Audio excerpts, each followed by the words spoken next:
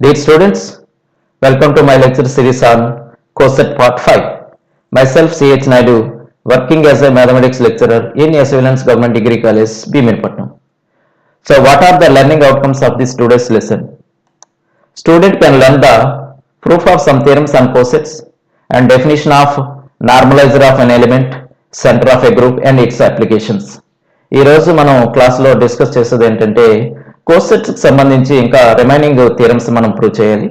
అదేవిధంగా normaliser of an element యొక్క definition ఏ విధంగా డిఫైన్ చేస్తాం, సెంటర్ ఆఫ్ ఏ గ్రూప్ యొక్క డెఫినేషన్ ఏ విధంగా డిఫైన్ చేస్తాం, ఆ డెఫినేషన్ బేస్ చేసుకొని మనం థియరమ్స్ ఏ విధంగా ప్రూవ్ చేస్తామో ఈ రోజు క్లాస్లో మనం నేర్చుకుంటాం. Theorem: every group of prime order has no proper subgroups అని చెప్పాలి. Every group of prime order has no subgroups, no proper subgroups. That means every group of prime order has only improper subgroups అని మనం indirect గా చెప్పాలి. So improper sub groups అంటే ఏంటి? By definition ప్రకారం H is equal to singleton E అంటే identity element తో ఒక గ్రూప్ ఫామ్ అవుతుంది. తర్వాత H it self is a group అంటే H is equal to G. ఈ రెండింటినే మనం ఏమంటామంటే సింపుల్ గా improper subgroups are trivial subgroups అంటాం.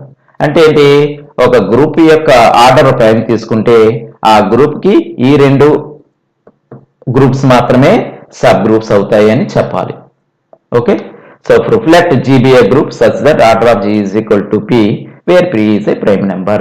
ఇక్కడ P అనేది ప్రైమ్ తీసుకోవాలి, ఎందుకు మనకు స్టేట్మెంట్లు ఇచ్చాడు every group of prime order. Okay, let H be a sub group of G such that order of H is equal to M.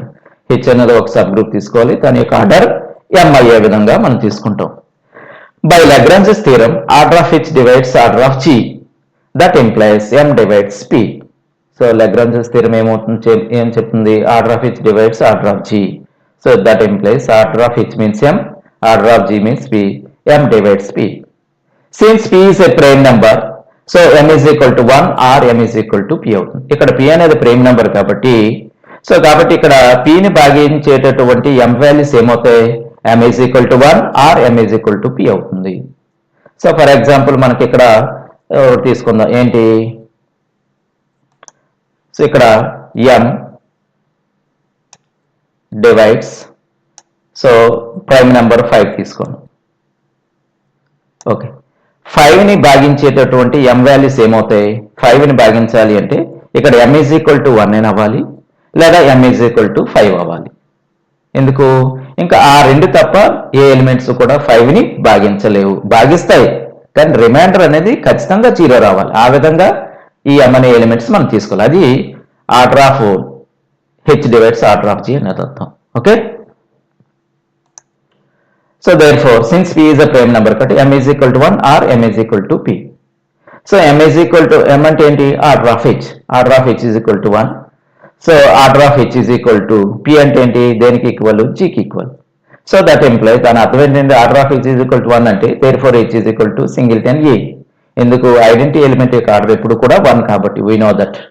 So కాబట్టి H is equal to E or so ఇక్కడ ఏమవుతుంది? Order of H is equal to order of G అంటే దాని అర్థం H is equal to G అంటే H లో ఉన్నటువంటి elements G లో ఉన్నటువంటి ఎలిమెంట్స్ సమానం అని.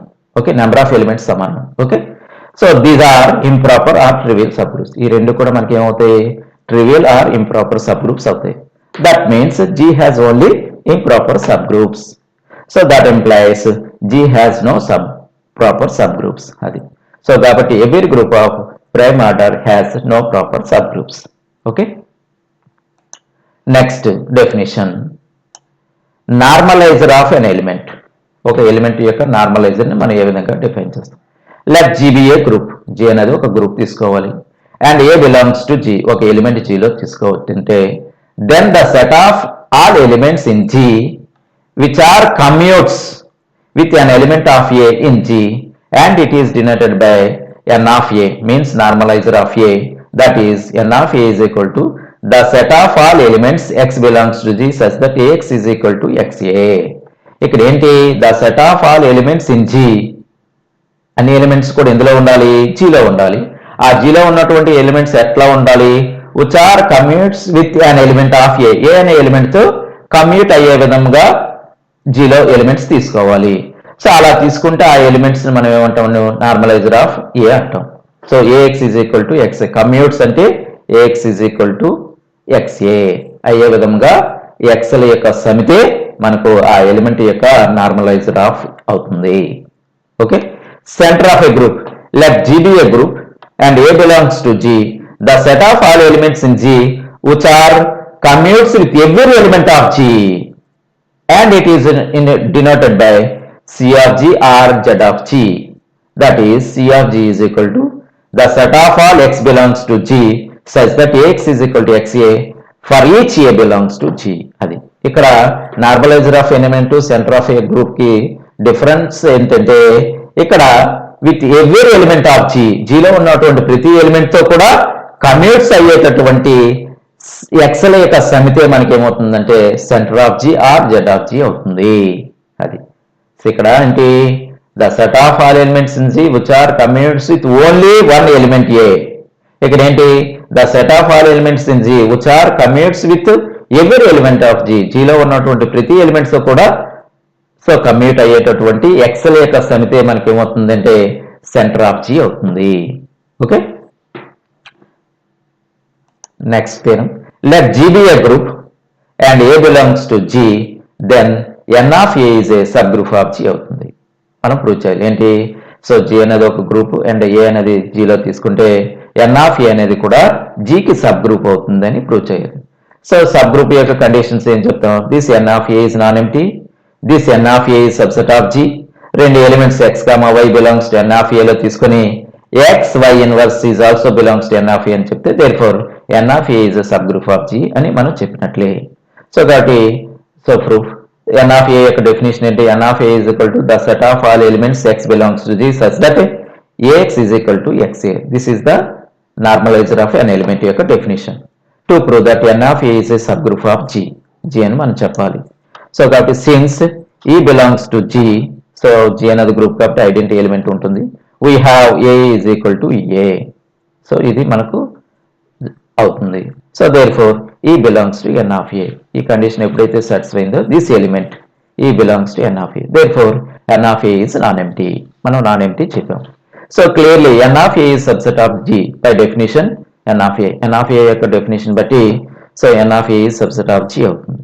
Okay, next third condition, let x, y belongs to N of A లో తీసుకుని సో ఒక ఎలిమెంట్ N of A లో ఉంది అంటే then Ax is equal to XA and y belongs to N of A అంటే Ay is equal to YA. ఇది by definition. So మనం ఏం ప్రూవ్ చేయాలి, to prove that x y inverse belongs to N of A అని చెప్పాలి. ఈ x y inverse కూడా N of A లో ఉంటుందని మనం ప్రూవ్ చేయాలి. For this we have to show that x y inverse belongs to N of A అని చెప్పాలంటే for this we have to show that A into x y inverse is equal to x y inverse into A అని మనం prove చేయాలి.